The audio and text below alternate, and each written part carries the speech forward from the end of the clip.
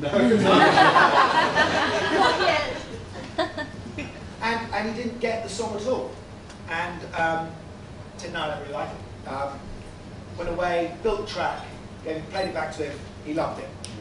So what does that say? It says more about A&R men probably than anything else. I think that's a real issue nowadays, is that where the old style A&R men got great songs, you know, the idea of Carole King writing a great song for someone, piano voice, the Brill Building.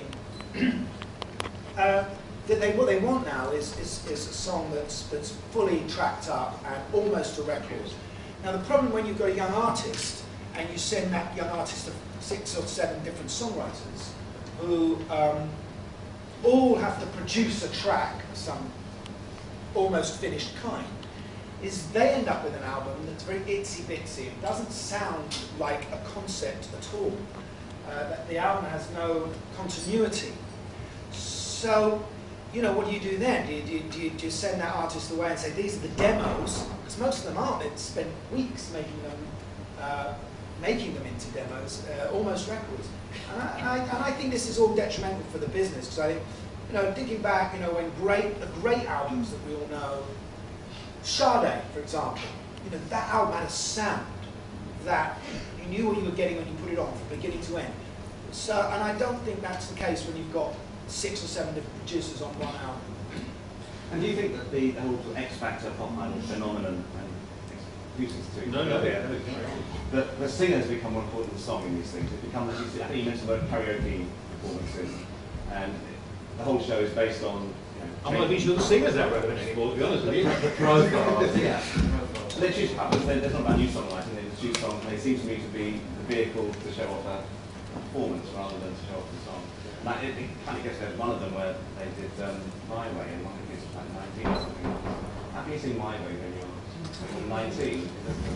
There's a disconnect between singing and song. Well, I mean, albums that are, you know, fully complete, do sound like proper albums, are usually when it's a singer-songwriter, you know, an Amy Winehouse, or you mentioned the Killers, and I guess the albums that suffer now when it's a singer who isn't a songwriter, I think. I'm trying to write the album, they normally have maybe one good singer, and the rest of the album is great. Okay, let's talk about some collaboration. Okay, you mentioned that you certainly stand out both on your own, and you both collaborated a lot. Yeah, a lot. What makes a good collaboration?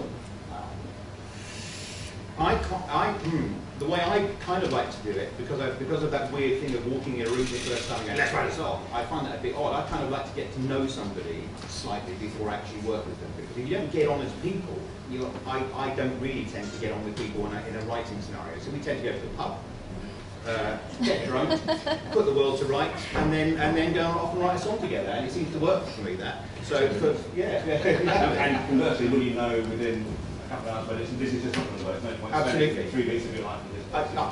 I really believe that if a collaboration isn't working, or more than that, if a song isn't working, then you're not saving someone's brain. You're not doing a half operation. It's a bloody song. Move on and do another one.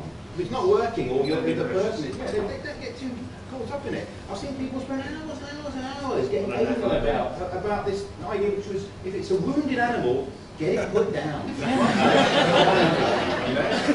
That's my view. And you worked with Jem Godfrey. Yeah, I did.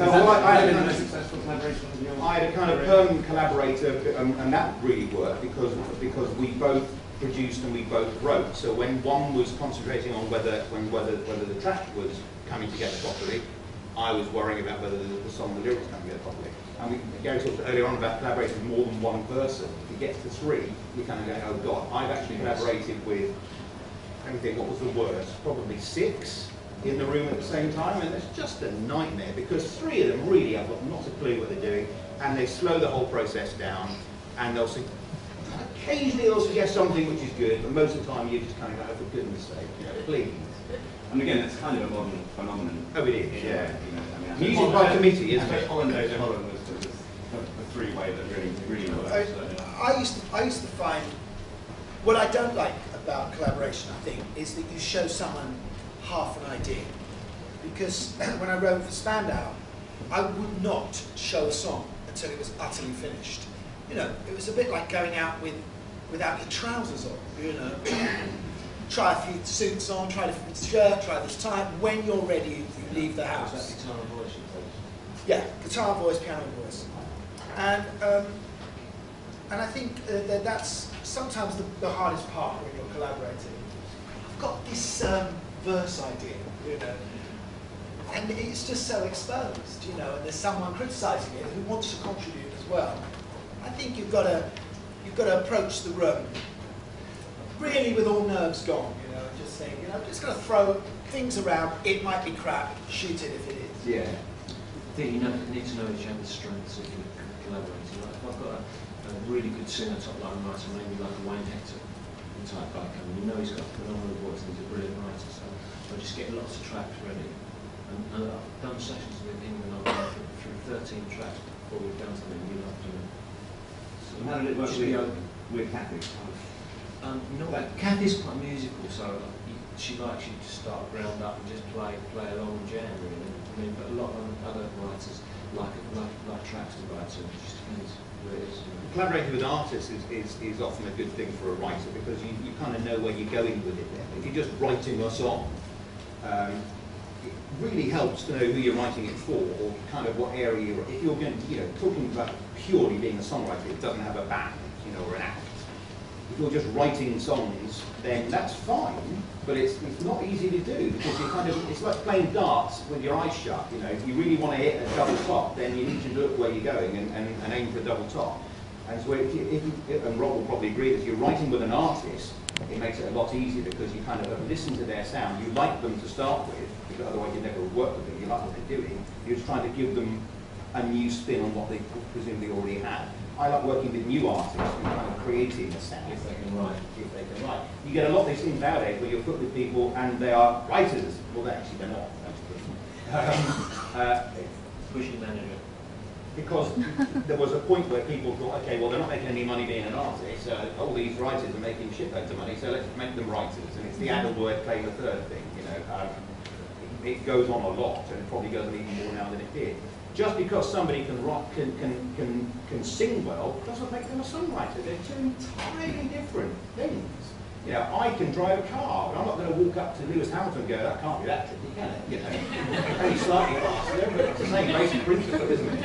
And if you're working with a new artist, do you do much research on what they've done before, or direction, or do you have a blank canvas? No, I think you should know where it comes from, really. Yeah. So rock thing, R&B thing. Would you like to write away from the studio? No, always in the studio. I mean, ideas, occasionally you can get lyrical ideas. So you write, if you're doing tracks, obviously supposing two screen rather than on paper. Both really, yeah. I'm completely Varies. I hate the studio to write in. I really like my bedroom, my living room, somewhere really comfortable where you've got like some nice books, some cards that you've kept, that you like those pictures. And for me, a studio is just the most sterile environment. It's even in recording, I hate it, you know. So I think, you know, trying to be inspired for me, sometimes it's looking out the window. Those studios don't even have that.